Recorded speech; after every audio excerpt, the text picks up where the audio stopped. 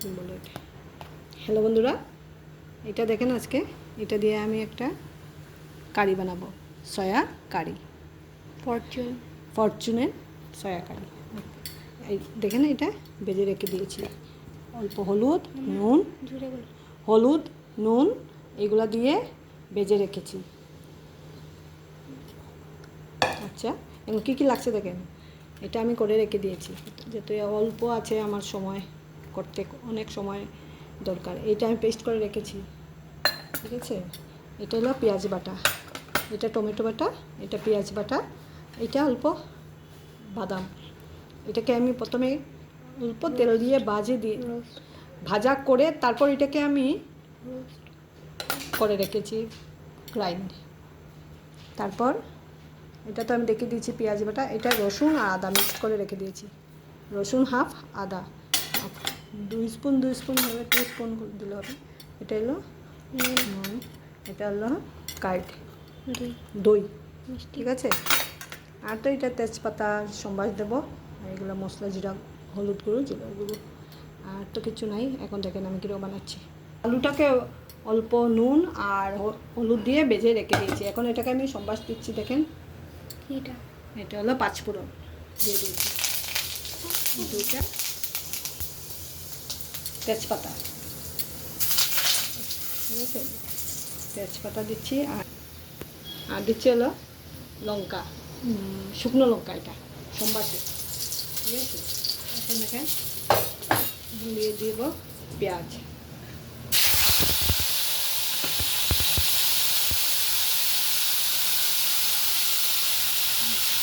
পেঁয়াজটা দিয়ে দিয়েছি।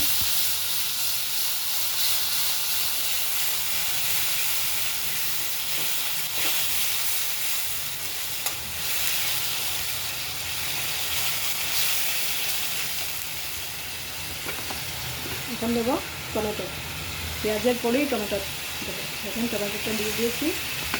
এখন এটাকে আমার অল্প হলুদ দিয়ে দেবো, অল্প চাই। এটা এখন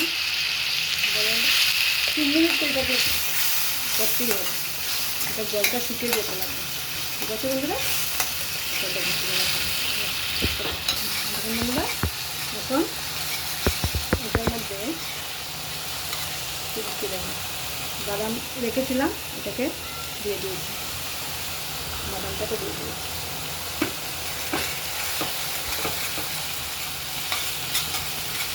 বাদামটাকে দিয়ে দিতে পারেন, না দিলেও চলবে, কিন্তু দেবেন, তো এটা কারিটা ঘন হবে।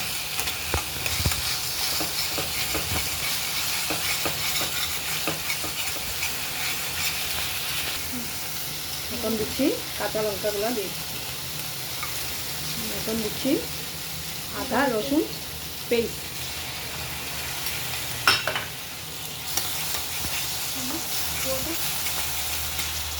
ওয়াটারটা কেন আমি টাচ করবোই না এটাতে।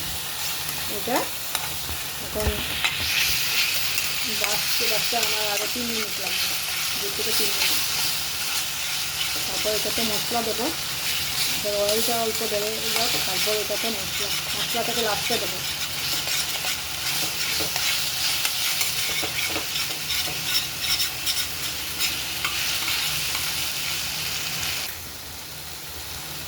এটার মধ্যে জিরার গুঁড়ো, হলুদের গুঁড়ো,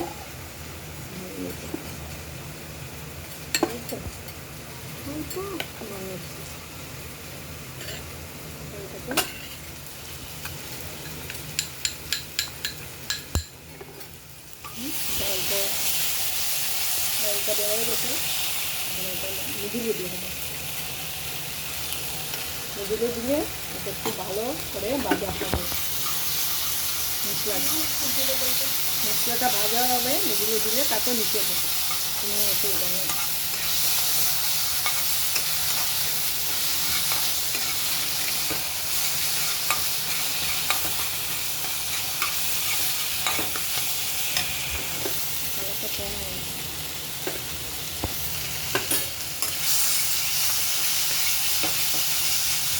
জিরার গুঁড়ো, হলুদের গুঁড়ো দিয়েছি, অল্প লঙ্কার গুঁড়ো দিতে পারেন। কাঁচা লঙ্কা দিয়েছি, তারপর দেখুন এটা দিয়ে দিয়েছি, এটা দই, এটা তুলে দেবো। উৎপল দিয়েছি, বেশি দেই না, দিচ্ছি অল্প দেবেন, খুব সুন্দর বাটারের গন্ধ বেরোবে।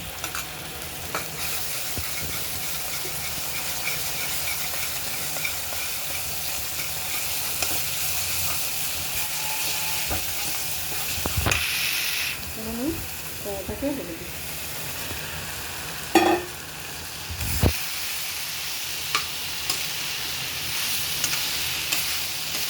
সয়ার হলুদ আর নুন আর জিরার গুঁড়ো দিয়ে ভেজে রেখেছিলাম। সয়াটাকে সবসময় একটু নুন দিয়ে ভিজিয়ে রাখো, আমি এরকমই করি, অল্প ওয়াটার আর নুন দিয়ে ভিজিয়ে রেখে দিয়েছিলাম। তারপর উঠাবেন, নাহলে জলটা থাকলে সয়াটা টেস্টি হবে না। সয়াটাকে তারপর তেলে যতটা পারেন কম করে দেওয়ার চেষ্টা করবেন,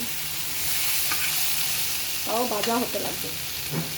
দেখেন এই অল্প কালার হওয়ার জন্য এইটা দিলেই হয়ে যায়, এভারেস্টের অল্প কালার হবে। মশলা এভারেস্টেরগুলোই আমার ভালো লাগে। একটু জল দিয়ে দিয়েছি, এটাকে একটু কালার হওয়ার জন্য দিয়ে দিয়েছি, যেহেতু দই দিয়েছি না।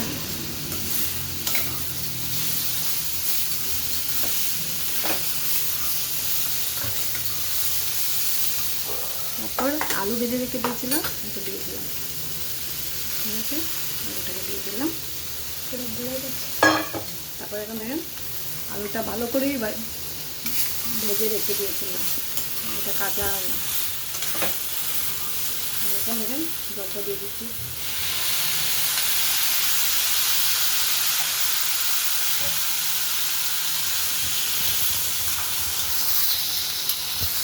আমি সয়া বানানো না, আমি যখন সয়া বানাই তখন আমি অতটা বেশি জল দেব না, কেন আমার সয়ার টেস্ট নষ্ট হয়ে যায়।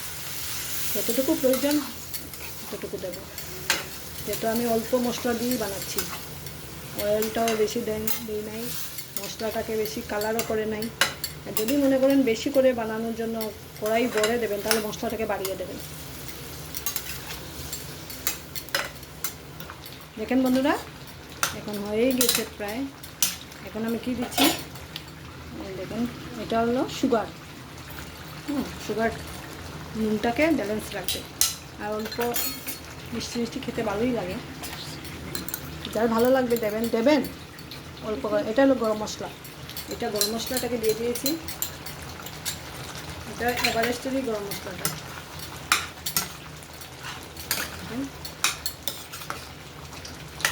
যদি ঘি দিতে চান ঘিও দেবেন, আর না দিলে চলবে, কেন যেহেতু আমি রসুন পেঁয়াজ দিয়েছি না, ঘি দরকার নেই। ঠিক আছে বন্ধুরা, আপনারা আমার চ্যানেলটাকে দেখবেন, আর আমাকে লাইক তো করছেন অনেকে, আর আমাকে একটু সাবস্ক্রাইবটা করবেন আর শেয়ার করে দেবেন বন্ধুরা। ঠিক আছে বন্ধুরা, আজকে এখানেই শেষ করলাম। ঠিক আছে বন্ধুরা, বাই বাই।